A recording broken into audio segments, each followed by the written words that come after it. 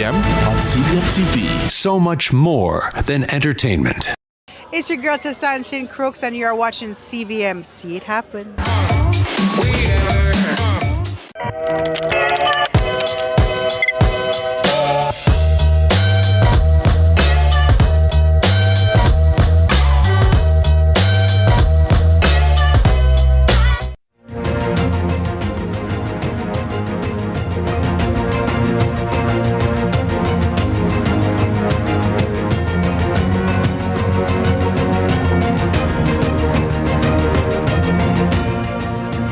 Good evening. Tonight on Lead Story Prime, Jamaica is having fewer babies, not by accident, not overnight, and not without consequences. Births in Jamaica have been declining for decades. Fertility rate is, some argue, now below replacement level. And the Minister of Health has warned that if this trend continues, it will affect our workforce, our health system, our pensions, and how this country plans for the future. Tonight, we're asking, why are Jamaicans having fewer children? How much of this is choice, and how much of it is constraint? And what, if anything, can be done? This is Lead Story Prime.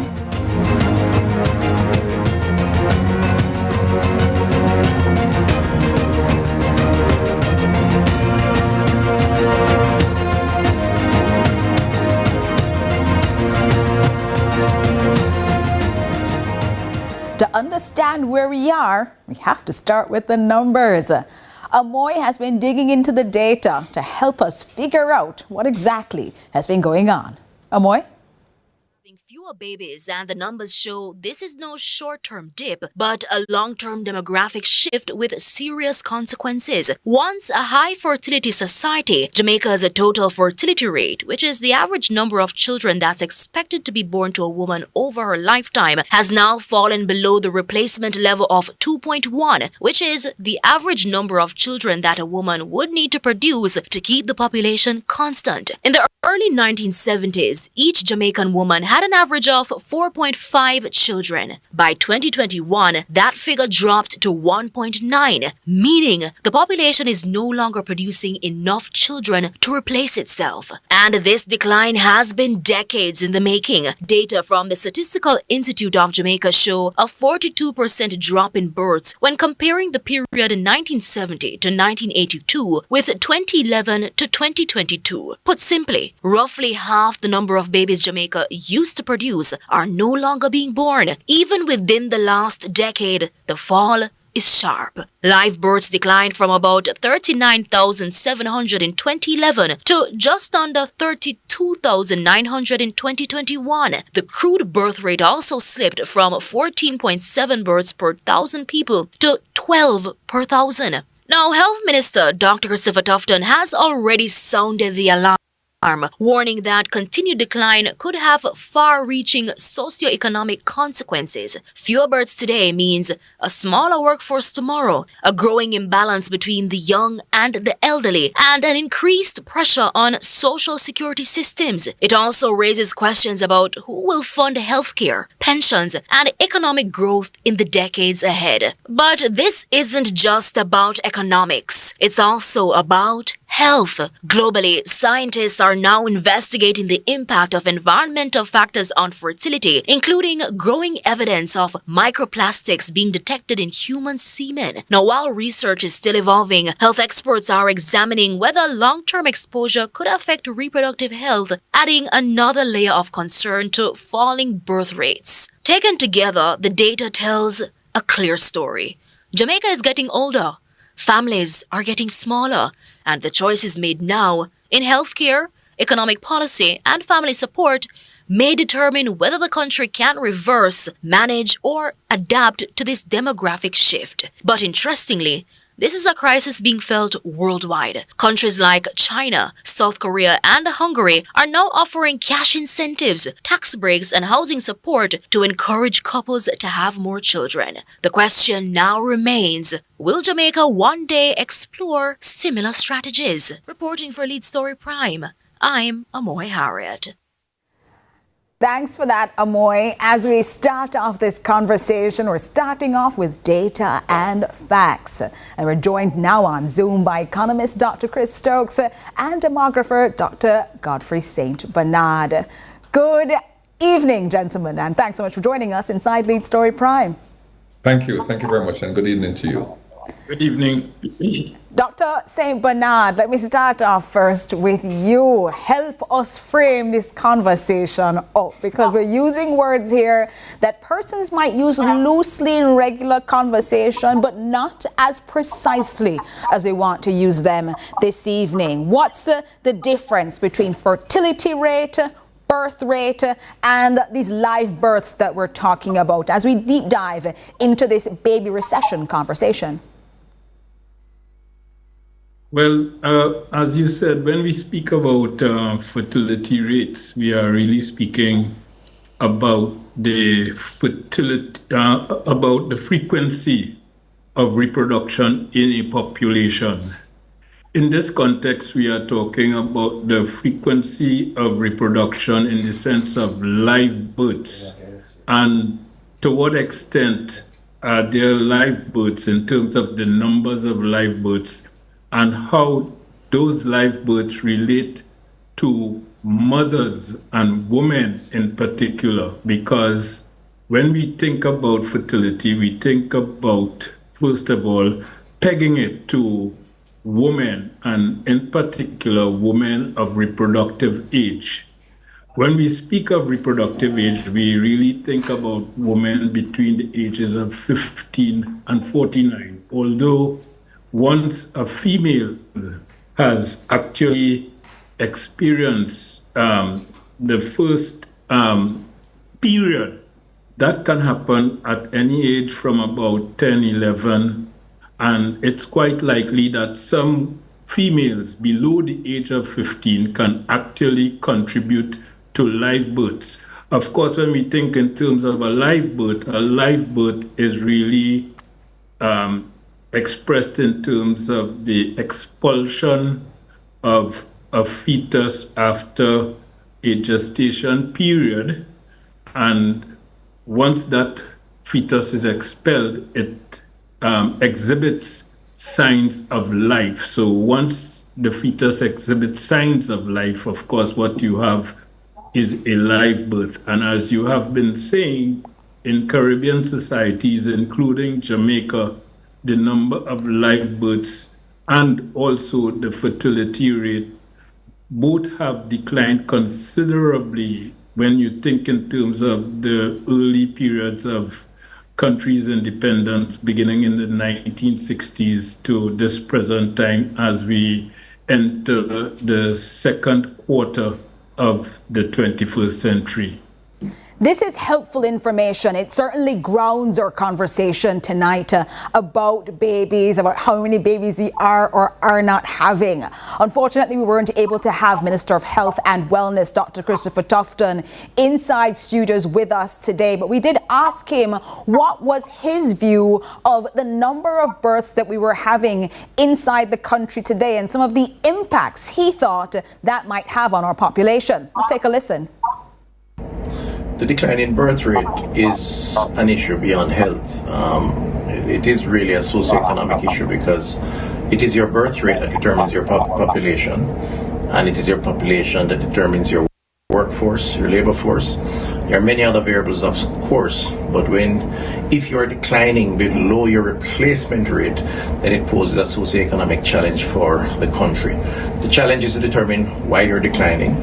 The ideal is not to decline, although similarly so not to grow too fast, and to manage that population to be able as a government to provide all the social services, education, health, security, and for the population to be productive so we can have the economic gains that we all desire. So it's a bigger problem than just healthcare. Dr. Chris Stokes, you're an economist. As we talk about this declining birth rate here in Jamaica, what worries you or makes you happy about the numbers that we're discussing? Well, I think it's important to say at the outset that the decline in birth rate in and of itself is a thing. we don't have to, we have to be careful how we attach good or bad with it. And so there's some nuance there. And let me expound on that a little bit. Minister just spoke about the population, the population size. It's a little more nuanced than that, meaning to say that our entire economic system, as we have conceived and implemented it today, is based on not just the size of the population, but the distribution of that population. And it works best when we have a large productive population, working population, productive population, in relation to and I don't want to say older, because older people can be productive, but a more a population of persons not working or retired and not as productive, because the way the system works, the working folks are the ones who contribute to the support of the older population in the first instance, and through their taxes, working through the government tax system and social safety nets and so on, provide support for the older population. This gets upended when the older population starts to shape up to be larger than the productive part of the productive sector of the population. So that is really at the heart of this. If we have less people, who is going to be producing enough to support this other group? Who's going to be producing enough to support tax revenues, which drives the economy? And really, from a fundamental economic perspective, that is the concern, not just the nominal amount, because you have successful countries with 40,000 people and countries that struggle with 40 million people. So it's not so much the number itself, but rather the distribution and productivity within the human, and I'll use the term human capital of the country. I think that's important for us to then put in broad strokes why the number of babies here in Jamaica are important and what it means then from an economic perspective and from a demographic perspective, what it might do for us. Now, we did invite the Statistical Institute of Jamaica inside Lead Story tonight to talk to us about the recently published survey, the census of Jamaica, our population count, that was released in October of last year, and we certainly wanted to make sure that we had the latest numbers available to you to assist in making sure that we were able to have as tight and as forensic a conversation as possible. However, Statin has informed us that we are now looking at a situation where, well, we could be seeing changes or differences, but we don't have the numbers just yet. Let's take a look at what Statin said to us as we then were looking. Unfortunately, we don't have that graphic there, but Statin was able to indicate to us that they are continuing to do more work on the data that they had accumulated from the census. 2029 is when we had those October numbers, 2025 rather, is when we had those October numbers come out. It's January 2026, we still don't have the latest on our population and those demographic numbers. Does that worry you, Dr. Stokes, that we're looking at 2026 and don't have that figure? No, it would be good to know the specifics, but the trend is clear. Not just the trend in Jamaica, but the Caribbean, as Mr. Bernard indicated, and indeed in the entire world outside of Africa. At its current birth fertility rate, China is projected to be half the population by the end of this century. South Korea is dismal, 0.8. Japan is the same. So it's a problem that the world faces. Africa, especially certain sections of Africa, have much higher birth rates now. Interestingly, we are moving into an era where the need to have persons to be productive, as has been the model for the last 200 so years, may be reduced now with the introduction of AI. So we have to understand Are we having persons who are going to be productive and grow the economy? Because that is a concern, right? That the economy will contract and people will be poorer. Do we need persons to do that? Is there a different way to organize society with that higher dependency ratio, but that is still productive based on technology? Or is having people, bodies, still an advantage? And I believe for the foreseeable future, certainly for small island developing states, having bodies will be an advantage, but not just the number of bodies, but persons who are trained, because part of the issue coming out of the 1970s was that people were having children and they weren't going to school. Now, I'm not saying it's much improved. You're not going to school, so they themselves were becoming dependent on a small workforce. So, Dr. Stokes, you're not only talking about the number of bodies, but the kind and quality of people. No, it's the productivity of the individual. Well, let's take a break inside Lead Stories. We look at baby recessions, not only what it might mean with the introduction of artificial intelligence, but what it means in the short term for Jamaica's economy. Stay with us.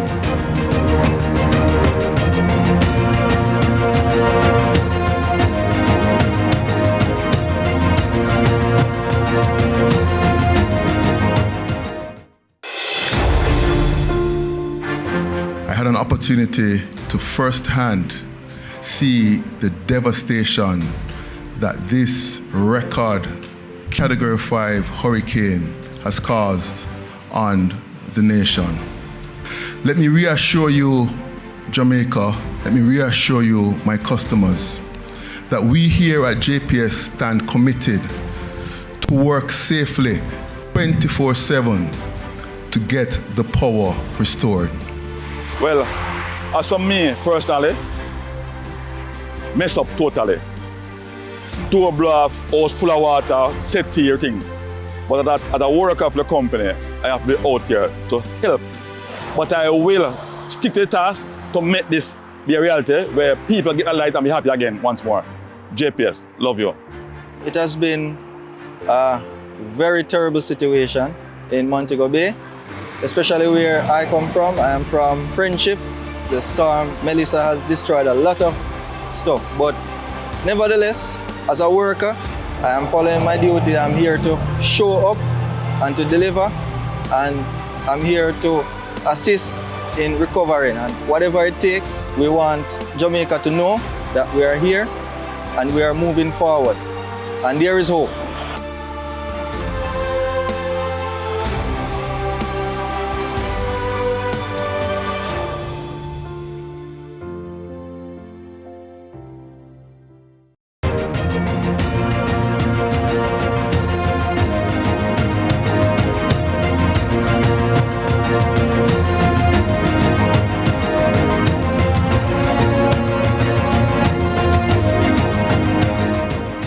Thanks for staying with us inside Lead Story Prime. Today, we're discussing the baby recession, a reduction in the number of births here in Jamaica. Even as many people are having children, we're not, it seems, having enough children to replace the ones that we require. 2.1 is the replacement rate. That allows for you to have one for you, one for your partner, and then 1.1, this is a statistical anomaly, to be able to have a little bit more than the population in order to accommodate for those who don't have children, for those who migrate, and for those who die. With us, we have Dr. St. Bernard here, and I want to talk to him first, because are we at a place inside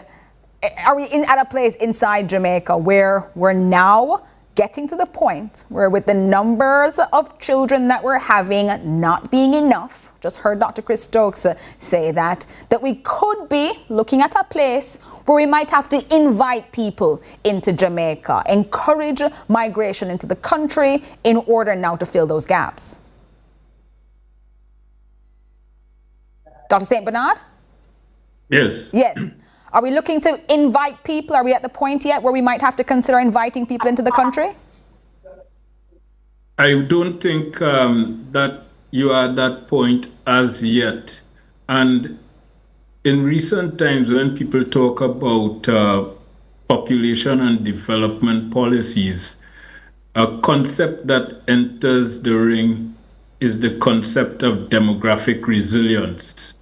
And what demographic resilience implies is to what extent, given what we know about as far as population dynamics and what may actually confront us in the next few years, how do we really build resilience by targeting critical elements in our population in terms of, health?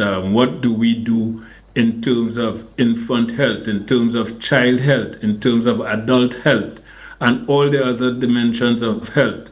What do we do in terms of our education systems to ensure that we improve the quality of the graduates coming out of the primary system, the secondary system, and our university system? What do we do in terms of ensuring that our labor markets are developing in a manner consistent with promoting competitiveness within our economic setting and how we relate internationally with all of those who we trade with and who offer some form of competition for the kinds of services that we deliver.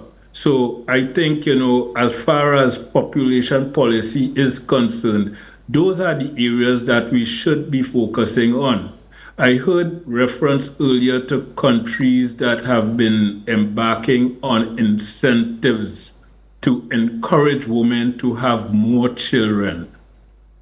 That is something that in many instances have been shown to not result in the kind of successes, because basically what you are doing is interfering with women's rights and to decide how many children they may wish to have. And that is a difficult pill to swallow in a sense.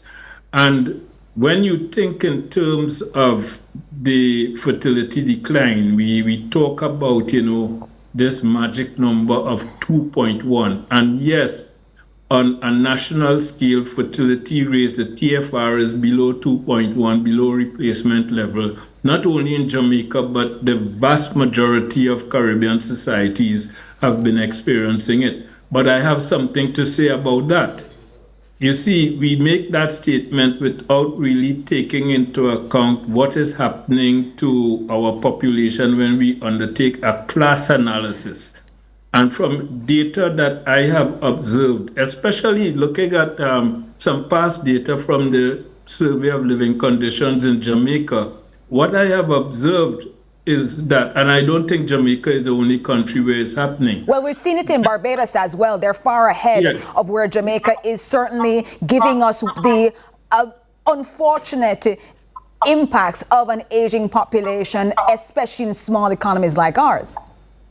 But the point I'm making is that below replacement fertility level does not really manifest itself when you look at what's happening in the lower socioeconomic status groups in our societies, right? So that is something that I think countries have to look at. So Dr. St. Bernard, are you saying poorer people are having children, wealthier, middle class and wealthier people, upper class people are choosing not to or having less children? Yes. That is something that happens because when you think in terms of all of the efforts to facilitate fertility reduction, starting in the 1960s and gaining momentum in the 1970s, 1980s, and 1990s. Education, one would say, is perhaps the best contraceptive, and between trust toward facilitating women's rights and education and so on, those two forces in particular have largely been responsible for reductions in fertility levels that we have seen in the region. Well, let me pull in Dr. Chris Stokes here, because having heard you say that the increase in education, better living standards, Dr. Stokes, for others, they're saying, well, they're feeling other pressures. They're feeling job insecurity, cost of living, housing, as things that push them to make decisions, Dr. Stokes, and say, not only if I'm not having any children, I'm using that, but I'm also saying if I'm having less children than my parents and grandparents might have had, that might be why I attribute to a lower or a decision to have less children too. These pressures I'm feeling. Right. So a couple of things, but I really think it's worth underlining something that Dr. Seth Bernard said, which is an uncomfortable truth, which is that the reduction in the fertility rate is not spread evenly across the population, right? And it's not a pleasant thing to talk about, but it's something that we need to pay attention to. That's the first point. The second point is the society has fundamentally changed. When people say, Hungary and, different countries that have come up with all of these incentives programs, including South Korea, that has not had a meaningful impact on fertility rates, is because I believe that it doesn't address two broad areas that affect fertility. One is that women are now valuing their careers as much as men have valued their careers and are in the schools, they are in the classrooms. Being a proper parent is an extremely difficult thing. And if you're going to outsource it, it now becomes very expensive to bring in a nanny or somebody to take care of your children, or even grandparents at 6 months, at 6 months old. And women it's very difficult, and women are less willing to do that. They are more qualified. They believe they have their own right to pursue their own ambitions in life, in addition to children. But that will explain two things: women having children, and it's a generalization. We don't have enough time to sort of splice it too much. Having less children and having children older. All right, so that's the first thing. The second thing, which is underestimated, is the fact that young men in particular, are becoming more and more alienated. The relationship between the sexes has deteriorated, and therefore marriage relationships, dating, and childbearing have suffered because of this. People are, and it's well established, I don't need to get into the research. Young men alienated in the parents' basement on the phone, young women feeling that young men are not up to speed, the emasculation of males in the society, the empowerment of women, all these things go into, and a lot of it is driven by social media, by the way. All these things go into creating an environment where, frankly, I believe that we have to accustom ourselves to, if not a reduction in the population, certainly a reduction in the growth of the population, at which point the quality of, just to get back to something Dr. Seth Bernard said, getting back to the quality of the individual, less persons, but they are well educated, very productive, and can drive the economic development and the standard of living and the quality of life for the persons in the society. That seems to me the way to go forward, as opposed to hoping that we're going to go back to having 3-4 children per woman in the society. I think that's a powerful way for us to close this segment, because a lot of the conversation that we have nationally hinges on that, Dr. Stokes. This idea that you can just move the numbers up like we moved them down in the 70s and 80s. And hearing from you and Dr. St. Bernard, it makes it very, very clear that that will be a more difficult proposition. Dr. Chris Stokes, economist, and Dr. Godfrey St. Bernard, statistician and demographer, thank you so much for joining us inside Lead Story Prime. We're taking a break inside the show and coming back to you because, well, we're about solutions here. Having heard the hard facts, including that close there from Dr. Chris Stokes, is there anything we can do to fix the problem? Talk about that next.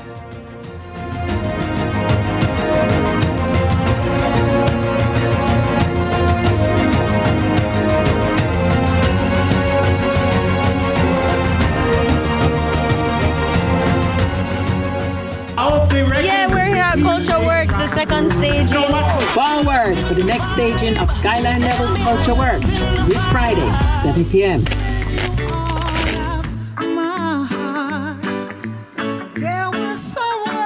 The rebels them in town.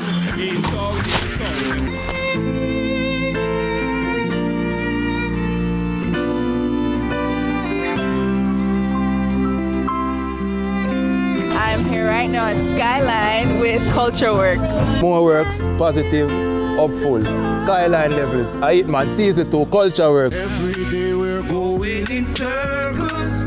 Yeah, Culture Works. Culture Works. It's like Culture Works started off a year, a great work for me. Culture Work, yeah man, it's been a great journey. Blessed love, we're at the Skyline Levels at Culture Works. We're here again on a season 2, so I hope that you and your friend them come, right? Start your journey with a Jane Bank Small Business Loan with small business loans with as little as $10,000 and up to $4 million. The time is 8:30.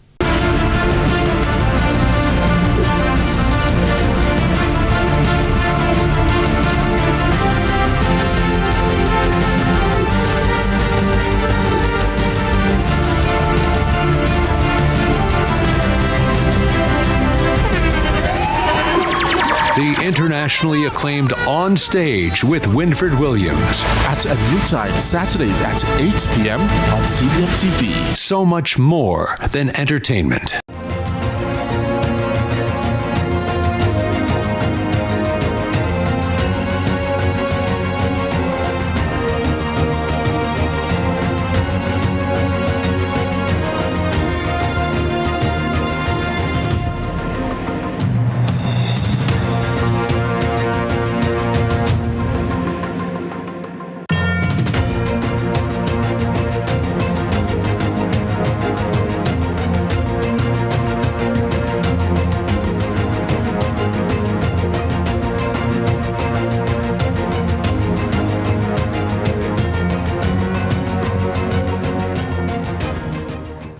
Thanks so much for staying with us inside Lead Story Prime. We're talking about a baby recession. And we went on the streets to talk to people about their thoughts on having children in 2026. Here's what they had to say.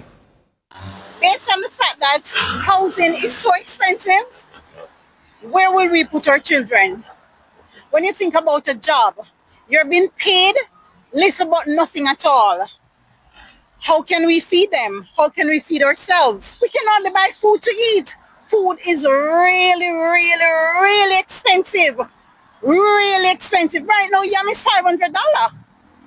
How can we maintain a child? Think about it. To maintain a child, you know, Pampers raise and feeding raise and them thing the baby probably use more Pampers than then whites and them thing the probably, what I say, they need more money. With salary low. I mean, things and time has changed, and people decide. I guess more people decide to start choosing career and stop focusing on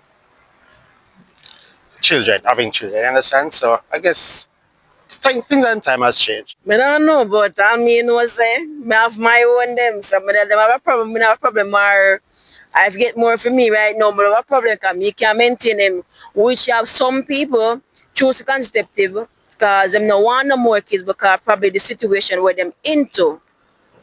You understand? So we can't even to blame them. Both males and females are more educated and there are more contraception that persons can take. So people start to plan for family and people start to plan for their kids. They don't just want to have a kid. They just want to plan and make sure that, because we're in economic crisis and it's very hard to raise children in our society today. The government can say anything that they want to say, but who feels it knows it. Who feels it knows it. Well, we've talked about choice. Let's talk now about constraint. Joining me now in studio are Dr. Lotsley Christie, reproductive specialist at University Hospital of the West Indies, and Dr. Karen Carpenter, professor of gender, sexuality and psychology. Thanks so much for joining us inside studios. Thanks for having us. Now let's have a talk, because there's a big recession talk going on, and we had a big conversation earlier about people saying, well, people are more educated, they're making choices. You heard in the Vox Pop there, one woman saying she had her own children already, but recognizing the fiscal constraints. Let's start off with you, Dr. Carpenter. Individuals are having this conversation right now. We're watching the Minister of Health and Wellness saying there are demographic considerations as well. Where are we in 2026? Well, I think we have a conversation that has changed along with the way society has changed. Your earlier guest, Dr. Stokes, for instance, mentioned some of those sociological changes. The shift to cities is one of those changes.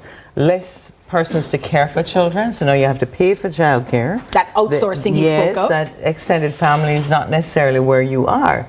Just look at what happened in Melissa. In Melissa, we had people in Kingston who are working, who are now in the country half of the week because their families are from the country. So people migrated into the city, but they're not being sustained by an extended family in the city. And for the first time in the last 25 years, I'd say, I hear students at the university, people all around talking about the economic cost, not just the lifestyle cost, but the economic cost of having children. I don't remember that conversation at all back in the dark ages when I was having children. So things have changed. Dr. Lotsie Christie, for many people, they're having a conversation as well about waiting to have children. They're saying, I want to be in a good, stable place. I want to have that house, that car. I want to be able to take care of my child. And that means that they're delaying having children. Are you having more of those conversations with people right now? And what does it say about the kind of Jamaica that we're living in as people are having what some might argue to be more mindful means and ways about having or approaching having children? Right, so that's actually excellent that they're actually putting family planning. Family planning back in the days used to just be handing out contraceptives, condoms and oral contraceptive pills. Now family planning is exactly as the name suggests, planning. Planning not too early. Having children early may, not necessarily, doesn't have to, but it can stunt your progress from an academic or social standpoint in terms of going to school. At the other end of the scale, however, unfortunately, biology just doesn't work that way, particularly for our women. As you get older, the chances of becoming pregnant decreases significantly. So therefore, planning is what's important. So not too early, not too late, not too few, definitely not too many. On this point, there's also been a discussion that says because we've worked so well about limiting teenage pregnancy, we've been working on that, that's why we have this drop-off in numbers. We're not having our young children have these really early pregnancies as much as we used to. Is there any credit to that position? Absolutely. That's a great thing. Our women are taking their place in society as they rightfully should. They are seeking educational opportunities, they are advancing in the workplace. So we don't need to have teenagers having children. We do not need to. So let me just say it right away, don't jump on the too better than too many campaign because people blame that. No, that prevented kids from dropping out of school, allowing them, our young women, to go to school, get their first, second, third degrees, and they're out there doing well in society. Yeah. That doesn't mean that they have to wait until they're 30, 40, 50 to try. So it's a matter of, again, just coming up with strategies to ensure that our population have good family planning practices. And we have live births in Jamaica 2011 to 2021 showing that decrease there in numbers. We also spoke with Minister of Health, Dr. Christopher Tufton, on the Two is Better Than Too Many campaign. A very, very successful campaign. But Minister Tufton said we have to think about now what that leads us to in 2026. Let's take a listen. Yes, the Two is Better Than Too Many campaign back in the 70s, I believe it was a very successful campaign. In fact, some argue that it was the most successful government-run campaign because it created a lot of recognition and it encouraged Jamaicans to have children. The situation is a bit more complicated. I wouldn't say it's the government's responsibility, if to put it in those terms. I think the environment has changed. You have, for example, persons are waiting to be pregnant later in life. Women, for example, are pursuing more high levels of education, professional careers, as opposed to just having children and being at-home moms. There's always the economic considerations about the cost of growing up a child. And there are now health issues, which we have discussed I have certainly discussed around infertility and whether or not some who may want to have children can have children. So it's a kind of nuanced set of variables that are now impacting population decline. It's not a Jamaica thing alone, it's a global issue. But it's something that I do agree that we have to confront, and certainly health has a critical role to play in that. Health has a critical role to play in that. But Dr. Karen Carpenter, these are some of the factors the health minister has put on the table. You heard some in the Vox Pop. What are some others that you have heard, or deepen down into why it is that people have said they're delaying having children or choosing to have less children? Well, it's interesting because two of your respondents from the Vox Pop, the first gentleman who said men and women. So although women carry children, both men and women, both partners are deciding to wait. Partners are also looking at things like our Women's Health Survey. For the first time, Jamaica has statistics that tells us how women are faring in terms of their health. And we do understand that multiple births is not necessarily particularly healthy for you.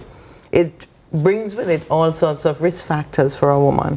And so if you're thinking that your family size is going to be 2, family planning, then you're not in a hurry to have those 2 children. You may want to wait longer. And indeed, both partners may be deciding who is going to be away from work. We don't as yet have widespread paternity leave. So we have to think about other sociological and economic factors. How do we support the women who will carry the child while they're carrying the child and after the child is born? Are we going to give men leave? Good. This is something that we heard Dr. Chris Stokes touch on earlier, because women are making the sorts of decisions, but there's also been a discussion that says men aren't in a position to perhaps step up and fill the gap. As both men and women go to work, there's still some women feel an undue pressure on them to perform as though they are unmarried and have no children at work, but perform as though they are stay-at-home parents at home, an unfair balance they might find. Is that also a pressure here in Jamaica? Well, I tell you, I've found from the anecdotal point of view, certainly I haven't done any statistics on it, but in my own teaching at the university, I've had women who said to me if their husbands had not been able to take leave while they were ill after a pregnancy, prior to a pregnancy, or the child was ill and it required both parents to be there, if those men could not have been there for them in the home, they couldn't have had the child have the care that they needed, and they couldn't afford to outsource it. So I know this is a real problem for people, and I know that particularly women who are having their children later may need more social supports in the home, as in, for instance, a partner being able to take leave and get paid and be able to assist them. So you need that financial support, because you can't afford to lose that. Financial support, social support, emotional support. And that village around you, that set of people who allow for you to feel supported. Another constraint, though, Dr. Christie, might just be infertility. While individuals might choose not to have children, others desperately want children, are unable to. What are we looking at in the Jamaican context? So our infertility rates are about 15%. So that means 1 in every 6 to 7 couples will have a difficulty having a child at some point in their And when do we classify as a difficulty? Okay, so infertility is classically defined as a couple who are having frequent intercourse, in other words 2 to 3 times per week, for a period of a year, who have not achieved a pregnancy.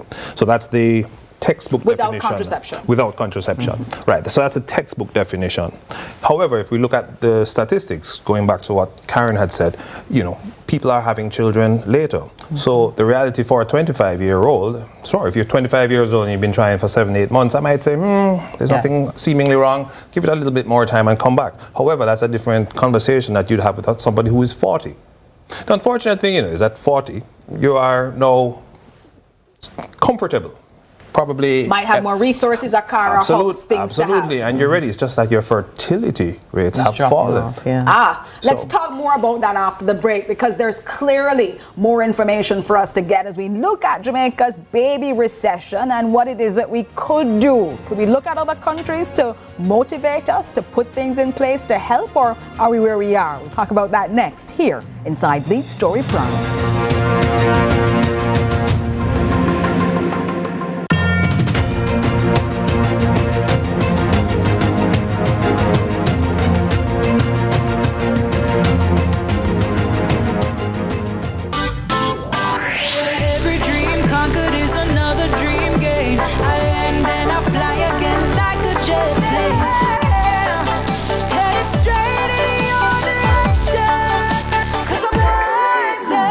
One step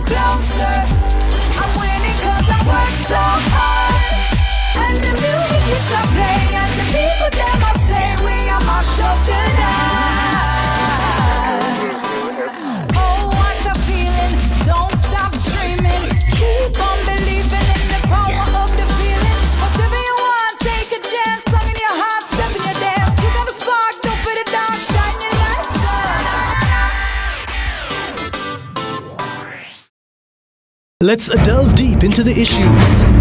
We'll take you beneath the surface. Greetings and salutations. My name is Orville Higgins, and it's another edition of Fan Central. Talking to the people at the heart of the top sporting stories. Hear from your favorite sportsmen and women and the administrators who work tirelessly to make it all happen. It's live sports talk. I've written an entire article. Yes. Looking at all the major issues every Tuesday at 9 p.m. It's Fan Central.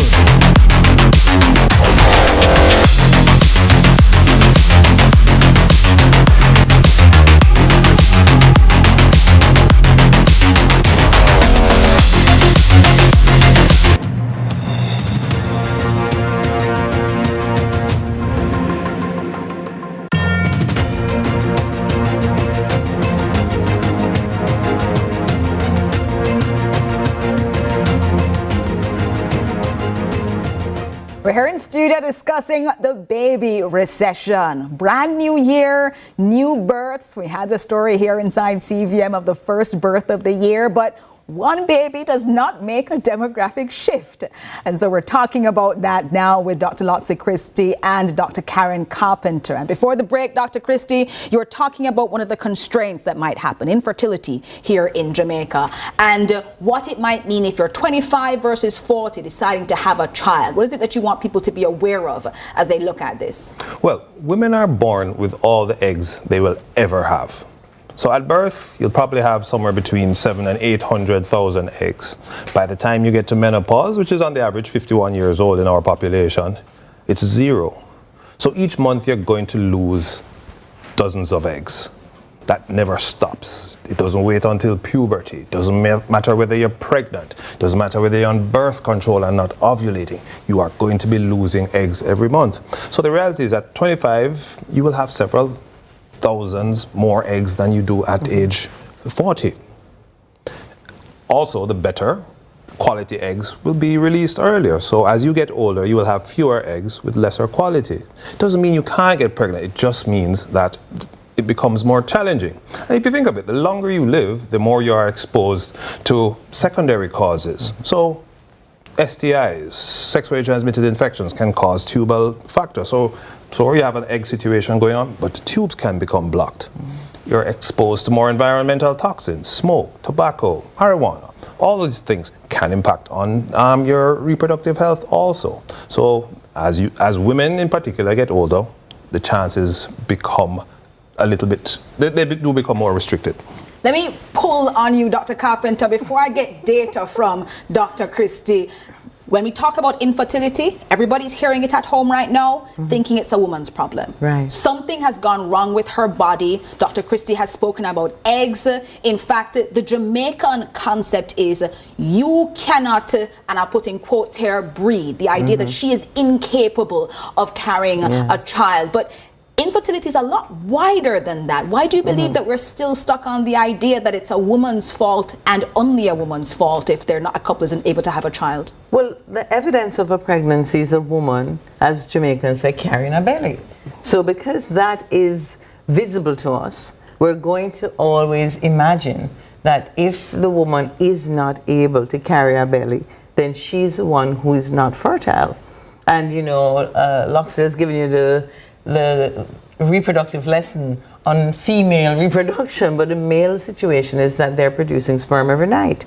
And they're producing about a teaspoon of sperm, if they're healthy, each night. And obviously, when they're younger, they're producing more sperm. They're also able to gain better erections, perform better when they're younger. So we really are designed for having children during that prime period. And is it also better quality sperm as well, with less errors in the sperm? Because there's a lot of discussion going on right now that says to men, you thought you had more time. No, you don't as well. But not only do you not have more time, but as Dr. Christie will explain, men suffer from infertility around the same rates as women.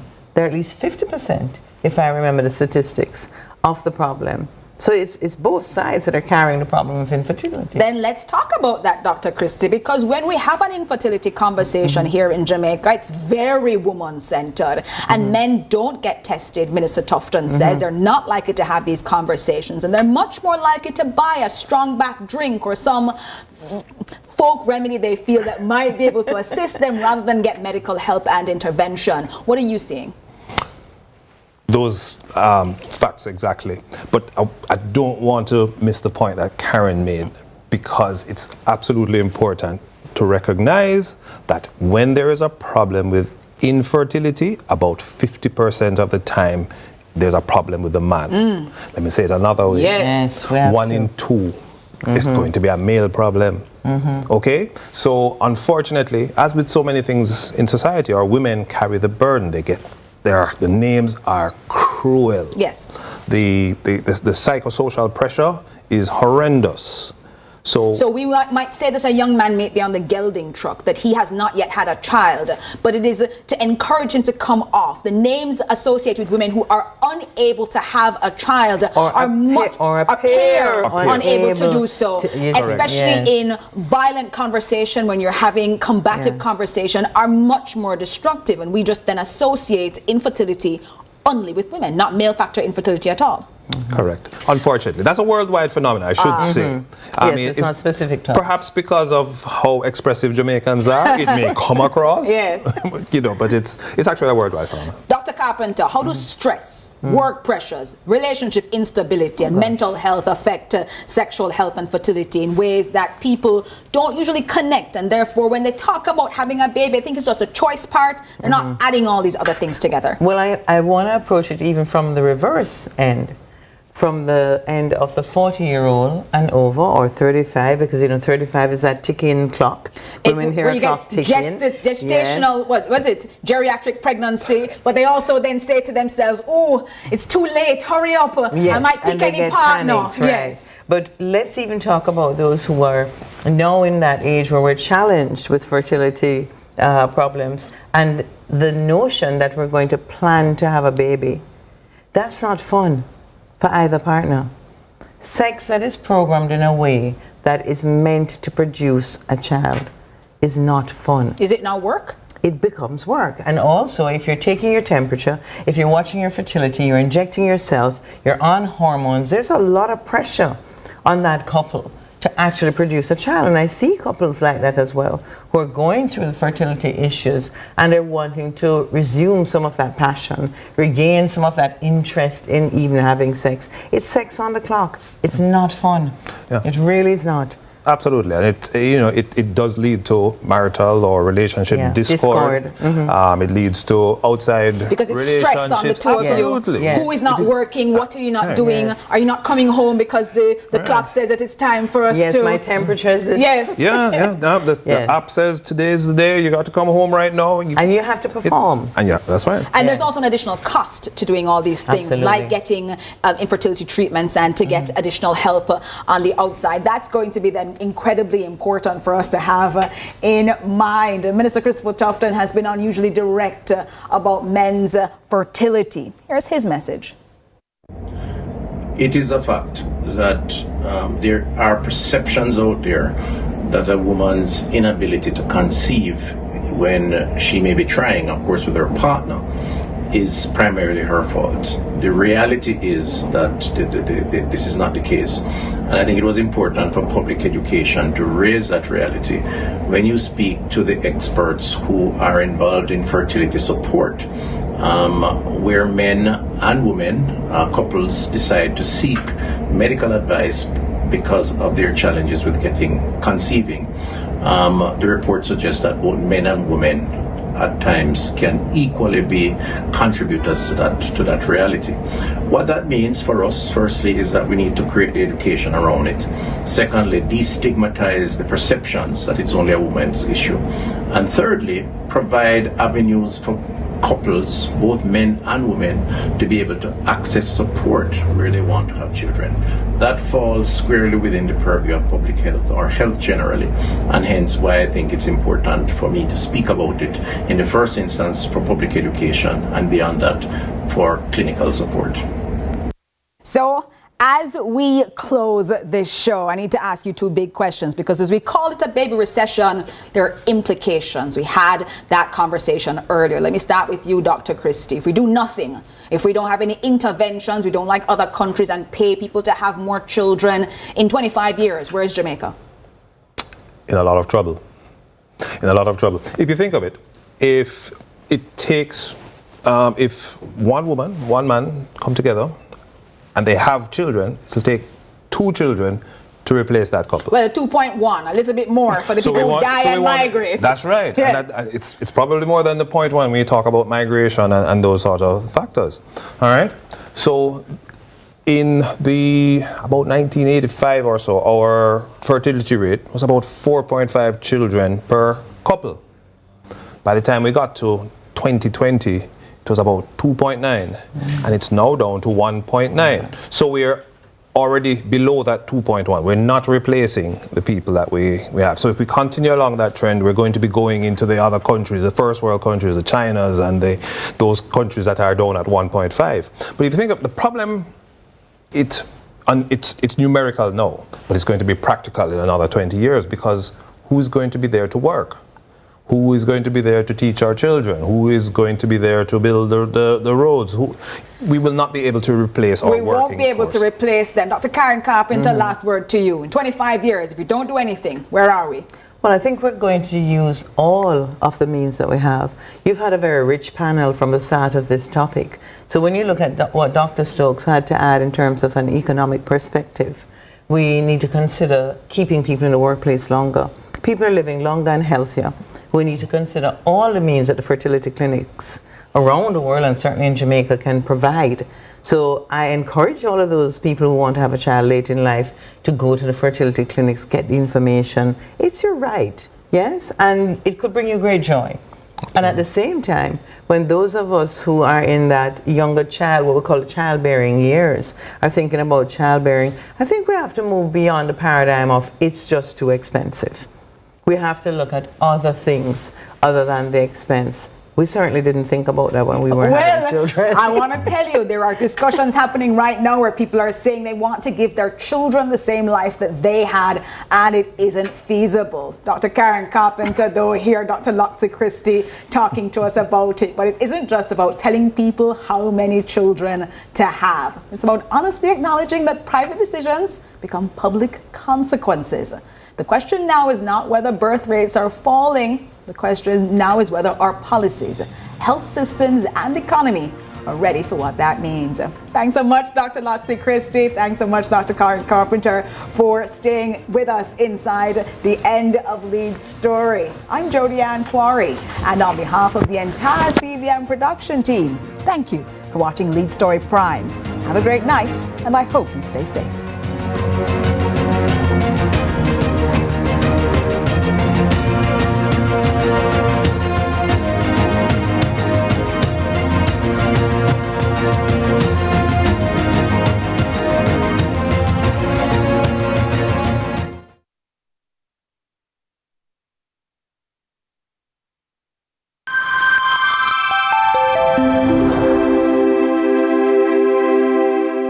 Let's delve deep into the issues. We'll take you beneath the surface. Greetings and salutations. My name is Orvin Higgins, and it's another edition of Fan Central. Talking to the people at the heart of the top sporting stories. Hear from your favorite sportsmen and women and the administrators who work tirelessly to make it all happen. It's live sports talk. I've written an entire article. Yeah. Looking at all the major issues every Tuesday at 9 p.m. It's Fan Central.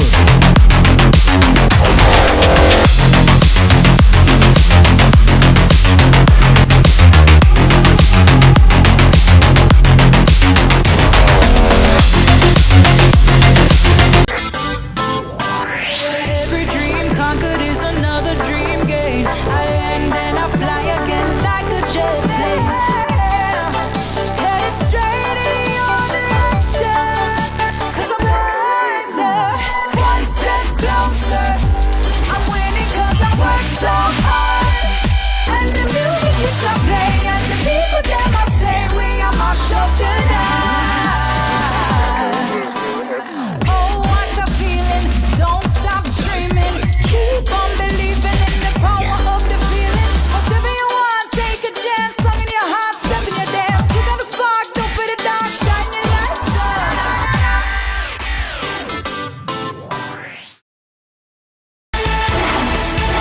His love for the